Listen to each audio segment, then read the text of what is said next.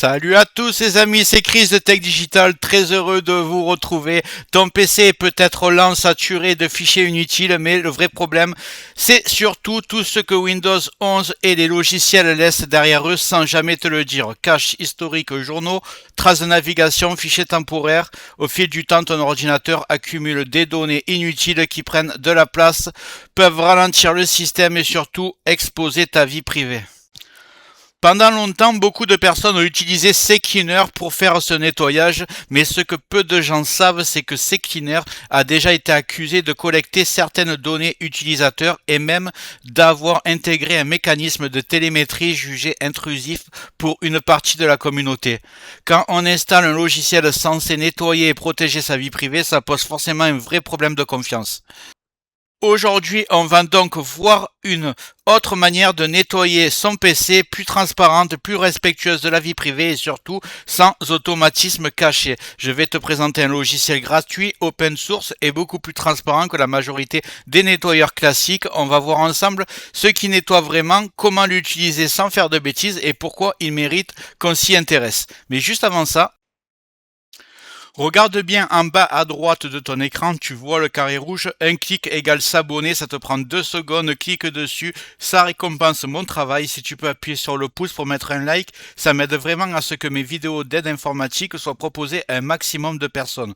Si tu veux faire partie de la communauté, regarde bien en bas à droite de ton écran, tu vois un carré en couleur, tu cliques dessus, un clic égale s'abonner, ça récompense mon travail. Règle bien les notifications, la cloche surtout pour avoir toutes mes futures vidéos sur ton écran de bienvenue YouTube. Tu peux cliquer sur rejoindre pour me soutenir encore plus et comme je t'ai dit, tous les liens sont dans le descriptif, tu les vois ici, n'hésite pas à les mettre dans ton panier et tu pourras faire tes achats plus tard. Allez, c'est parti. Ce logiciel s'appelle Bleach Byte. Contrairement à beaucoup de nettoyeurs grand public, il ne fonctionne pas en arrière-plan, n'installe pas de service caché et ne pousse pas vers une version payante.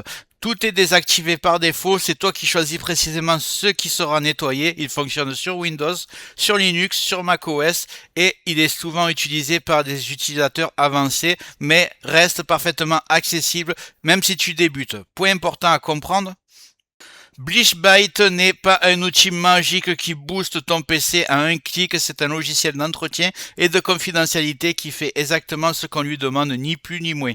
Dans la partie suivante, je vais te montrer l'interface, les options à utiliser sans risque et surtout celles qu'il vaut mieux éviter. On va aller tout de suite le télécharger, j'ouvre le navigateur et je vais taper Bleach E-A-C-H Byte. Ok, je mettrai le lien dans le descriptif, vous inquiétez pas. Donc on va prendre le premier site, il est là. Bleach Byte, c'est celui qui l'a créé. Donc voilà. Alors vous allez voir un truc, c'est que vous allez cliquer sur installation package, vous allez prendre Windows. Et ici vous vous rendez compte que la version exécutable qui va s'installer sur le PC et la version portable. Donc moi je vais prendre la version portable, je vais même pas l'installer.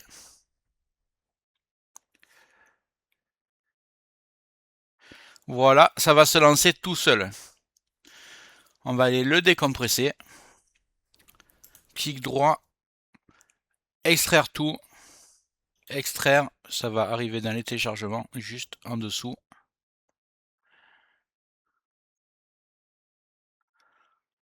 Voilà. Je vais le lancer. Que je trouve le fichier exe. Vous voyez, il est ici. Bleach Byte exe. Vous allez cliquer dessus.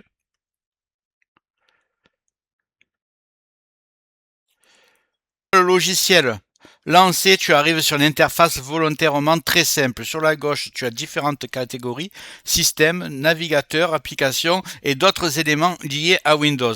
Chaque case correspond à un type précis de nettoyage. Rien ne se lance tout seul, tu gardes le contrôle du début à la fin. Étape essentielle, le bouton aperçu que vous voyez ici, c'est prévisualiser. Avant toute chose, ne clique jamais directement sur nettoyer. Commence toujours par le bouton aperçu, il te permet de voir quels fichiers vont être supprimés, combien d'espace sera libéré. À ce stade, rien n'est effacé, c'est juste une simulation.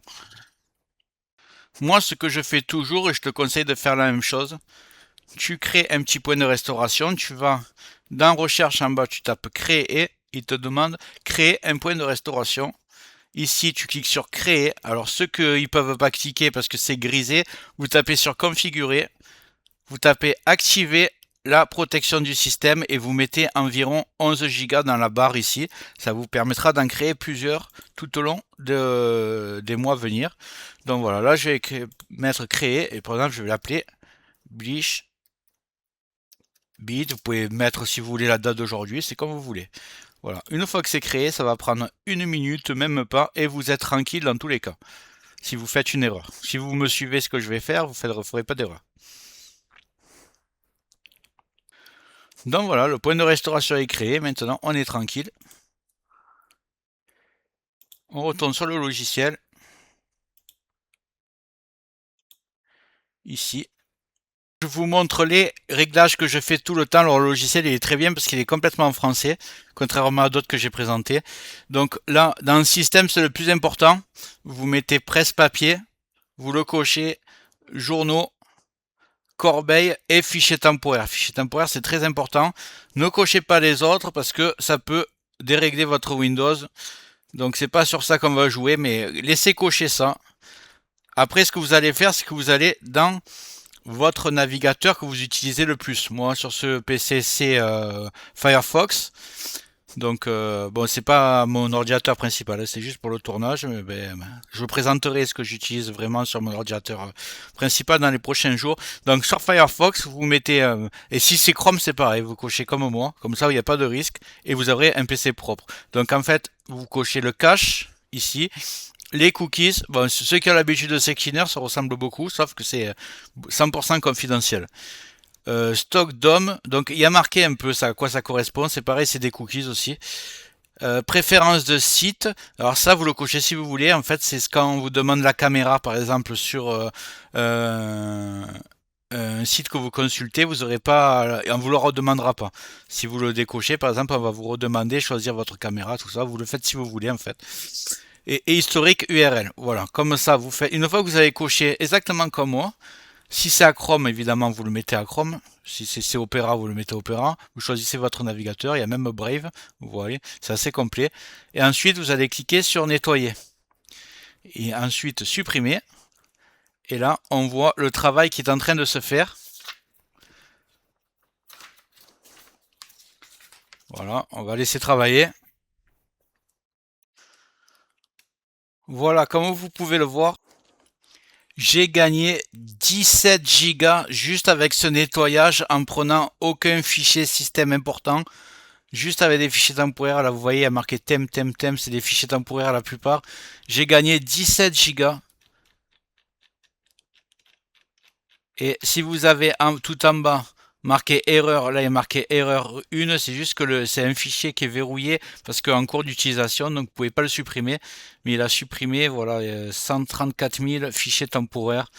C'est assez hallucinant. Et ça m'a nettoyé tout le navigateur avec l'historique, le cache, les cookies, etc. Donc franchement, c'est assez énorme. Dites-moi dans les commentaires si vous faites la même manipulation que moi. N'oubliez pas de faire quand même, on ne sait jamais, le point de restauration.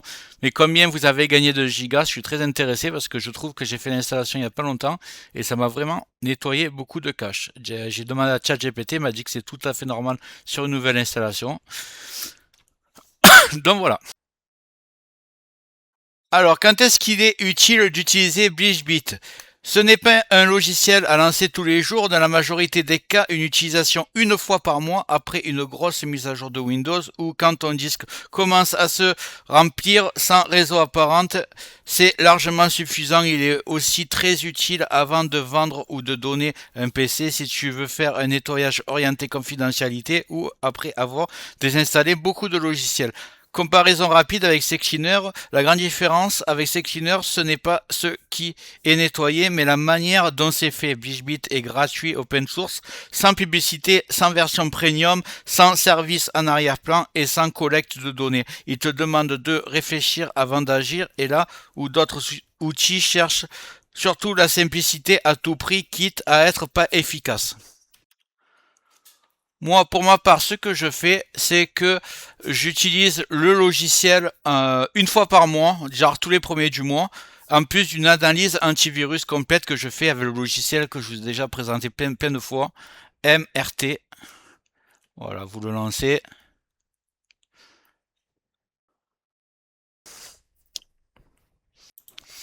Donc vous voyez, c'est bienvenue sur l'outil de suppression de logiciels malveillants Microsoft Windows.